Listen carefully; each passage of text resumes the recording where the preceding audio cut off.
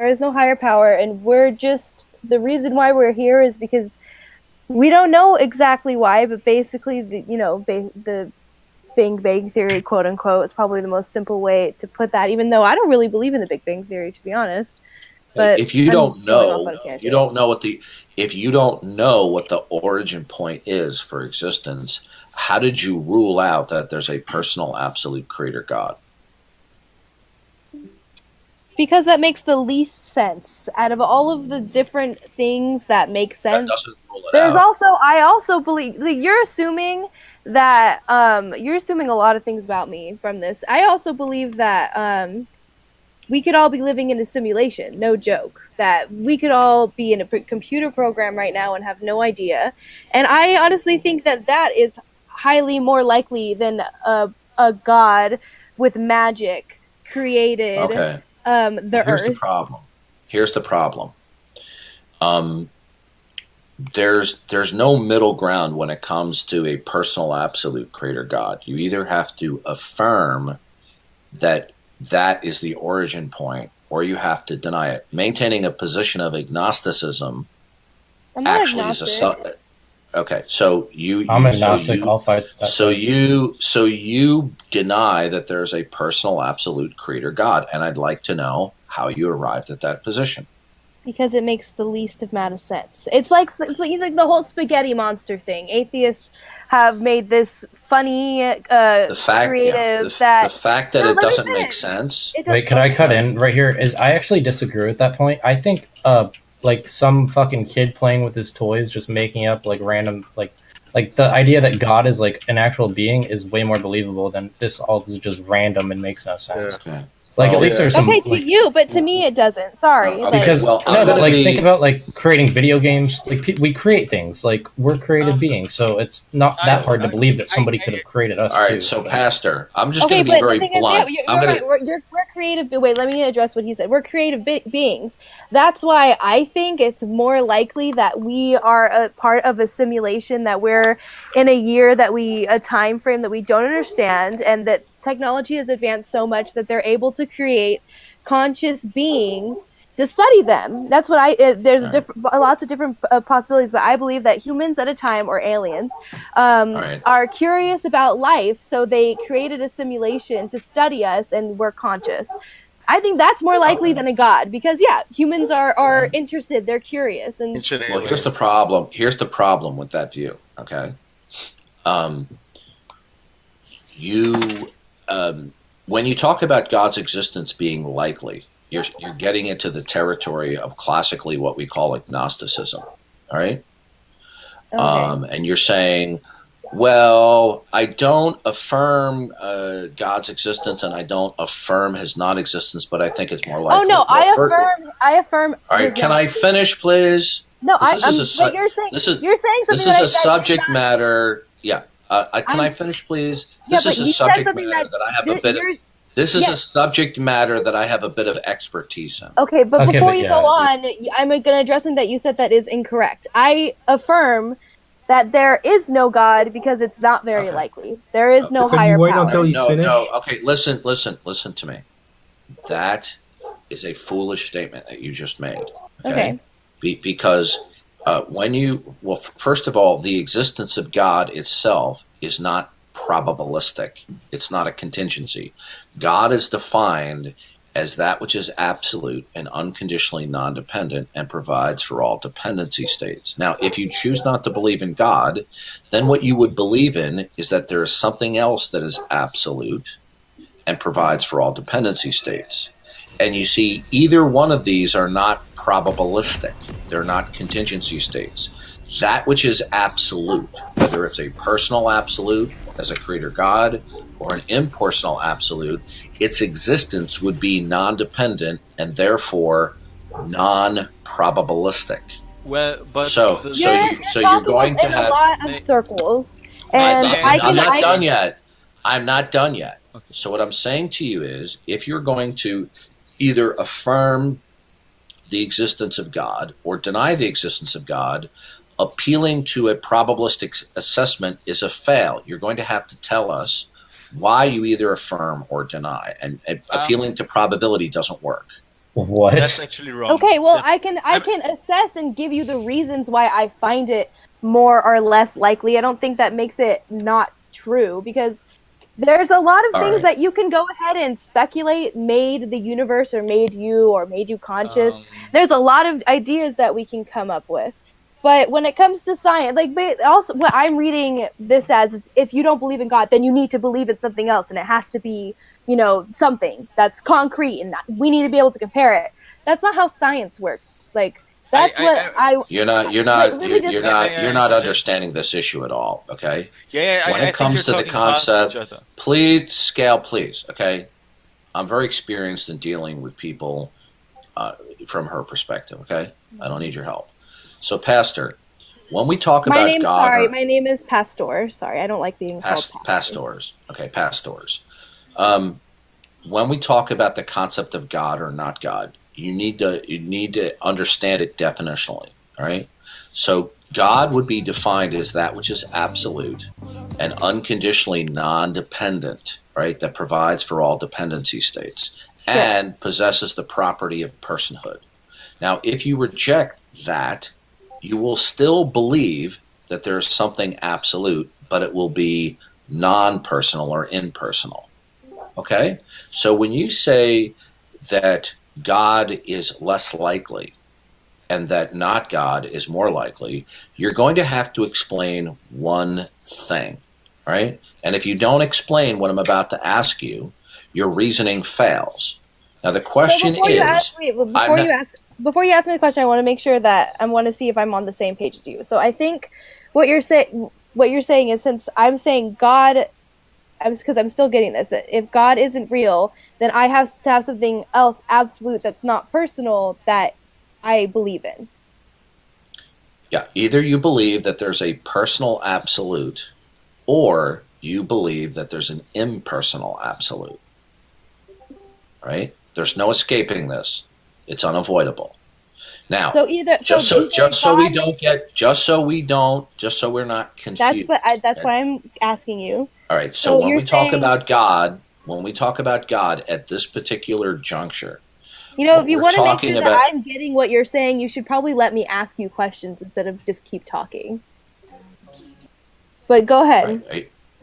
When we talk about God, I'm just checking in to let you know it's been 20 minutes and you still haven't answered my question, but it's all good. Okay.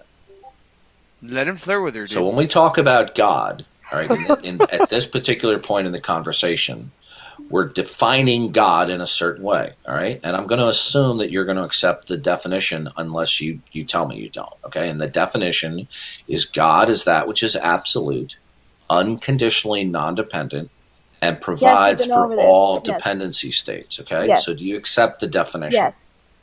Okay. Now, when you say God, the personal absolute, is less likely than the impersonal absolute, you're going to have to explain why the attribute and property of personhood attributed to the absolute is less likely, rather than non-personhood is more likely for the absolute. So I keep asking you questions to clarify, and you keep repeating the same thing to me over and over again. So yes, you said this to me like 3 times now. Are you saying that if I say there can't be a God, there has to be something else that I can point to and say this is the origin of our universe, or my argument is you will have to. Okay, my argument back to you is, that's all nice, fine, and dandy, that if you want to believe in God and it's an absolute thing, and I absolutely know what this God wants because he wrote it all down for me and I can interpret it. And that's not my question. Yeah, no, but I'm just addressing it. That's how you perceive it. But Can you repeat back to me my question that I asked you? She was asking you a question, motherfucker. What? Like, this is like, oh my God. So I'm just professional filibuster. I'm pretty sure I understand it better than you do. Okay. So do you want me to repeat the question? No, I do not. You've said it to me 3 times. I understand. Okay. Right. I probably can't repeat it word. I can't repeat it for you word for word, but I know what you asked me. And my answer to your question is an explanation of how science works. So you want me to point out That's not addressing my question. Well, if you let me explain it, science has nothing to do. Science has nothing to do with my question. Just give me that's in your opinion, but not in the way that I see this question. And whatever the absolute. No, I don't want to listen to you anymore. You're just going to repeat the same thing. Whatever the absolute is. Oh my god. Whatever the absolute is, whether it's personal or impersonal, it would be beyond the capability of science to deal with. Okay. Yeah. Science cannot even establish its foundational presuppositions. Okay. What do you mean by that? Well, science has a number of presuppositions that it must adopt because it cannot use empirical endeavors or even reasoning to justify these presuppositions, because empirical endeavors and reasoning would employ these presuppositions. So science may be a good way. I'm not sure what you're telling me, so I'm asking you questions. Your presuppositions would be your most foundational belief states from which all other beliefs emanate from. Okay, but that's not how science works. What the fuck are we even talking about? It's presupposed, right? It's presupposed. That you're throwing at all of us is just like a circle of kind of nonsense. Okay, I get what you're saying. I'm still. Can I interject here because I think I can explain this? You still haven't addressed my question. Okay, I asked you, why is the addition of the attribute of personhood to the absolute less likely than non-personhood? Can you explain that? So you're asking me why I don't believe that a single person with magic can make. No, I didn't. I didn't say anything about the capabilities. No, I'm talking about the attribute of personhood. So each one of us. Listen. If you listened a little bit more, the conversation would go a little bit better. Okay. Go on. Now, each one of us, you, me, and everyone in the room, believes that there's something that's absolute, either consciously or unconsciously. Right? It's inescapable. Is that necessary? Right? Now, either the absolute in your mind or my mind possesses the property of non-personhood, or it possesses the property of personhood.